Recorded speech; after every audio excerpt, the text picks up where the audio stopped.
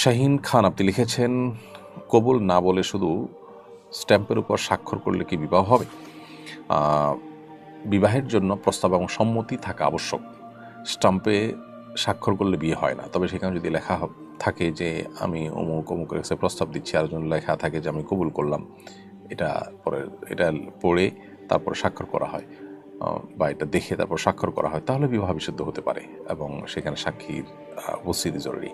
কিন্তু এই যে মুখে প্রস্তাব কিংবা লিখিত প্রস্তাব, এর শব্দ যদি না থাকে, আমি প্রস্তাব করছি, আমি কবুল করছি, এই জাতীয় শব্দ যদি না থাকে, শুধুমাত্র স্বামীর ঘরে একজনের নাম, স্ত্রীর ঘরে একজন নাম আর স্বাক্ষর থাকলো, এর মধ্যে বিবাহ সম্পাদন হয় না। অর্থাৎ প্রস্তাবনা থাকতে হবে, সেটা মুখে না থেকে যদি লিখিতও থাকে তাতেও হবে, কিন্তু প্রস্তাবনা থাকতে হবে। প্রস্তাব করছেন কেউ একজন আর সম্মতি জানাচ্ছেন কেউ একজন, এই উভয়টা স্পষ্ট থাকতে হবে এবং উভয়টার সপক্ষে সাক্ষ্য থাকতে হবে এবং স্বাক্ষর থাকতে হবে, তারপরে বিবাহ বিশুদ্ধ হতে পারে।